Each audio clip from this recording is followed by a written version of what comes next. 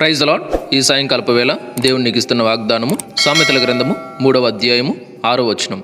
నీ ప్రవర్తన అంతటి యందు ఆయన అధికారమునకు ఒప్పుకొనుము, అప్పుడు ఆయన నీ త్రోవలను సరళము చేయును.